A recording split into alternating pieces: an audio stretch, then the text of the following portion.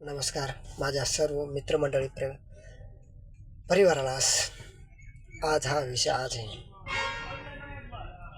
हारायचं नाही, पुढं चालायचं असतं.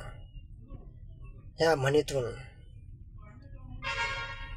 की जीवनात संघर्ष हा चालूच असणार आणि ह्या संघर्षातूनच आपल्याला मार्ग काढायचे असतात. तर ह्या अशा मुद्द्यातून आजच्याकडे नवयोग बघतात. एखादं दोन अपयश आलं म्हणजे की ते खचून जात असतात. आणि म्हणून कुठंतरी खचून न जाण्यापेक्षा कुठून तरी आपल्या एक आशेचा किरण येत असतो. आणि ज्यावेळेस आपलं सर्व असं वाटतं आता संपलो मी, आता नाही, त्यावेळेस समाप्त नाही होत. त्यावेळेसच आपली यशाची सुरुवात झालेली असते. म्हणून आज मी सुरेश भट यांची छानशी अशी कविता ते आज मी तुम्हाला म्हणून दाखवलं. विजलो जरी आज मी, हा माझा अंत नाही. पेटेन उद्या नव्याने, हे सामर्थ्य नाशवंत नाही. छाटले जरी पंख माझे, पुन्हा उडेन मी. आडू केलं मला, अजून अशा भिंत नाही. माझी झोपडी जाळण्याचे, कैल केल क्या कामे. जळेल झोपडी अशी, आगती ज्वलंत नाही. रोखण्यास वाट माझी, वादळे होते आतुर. रोखण्यास वाट माझी, वादळे होते आतुर. डोळ्यात जरी ढोले धूळ, थांबण्यास संत नाही.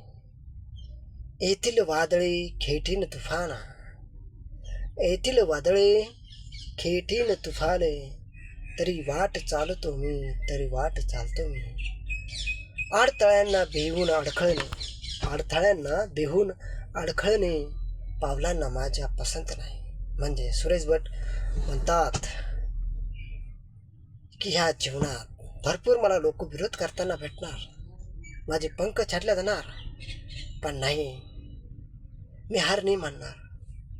मी जाणार माझ्या यशाच्या शिखरापर्यंत 10 वेळेस फेल होईन, पण शेवटी मागे फिरणार नाही. जिद्द आणि चिकाटी. तुम्ही विद्यार्थी मित्रांनो, आज आपण कोणत्याही क्षेत्रात जा, प्रत्येक क्षेत्रामध्ये कॉम्पिटिशन आलेलंच आहे. आपल्याला काय वाटतं, वर्तमान काळात ह्या फील्डमध्ये आपण ह्या फील्डमध्ये खूप कॉम्पिटिशन आहे बा, आणि पुन्हा डबल दुसऱ्या फील्डमध्ये जातो, तर त्या फील्डमध्ये पुन्हा डबल असं कॉम्पिटिशन असणार.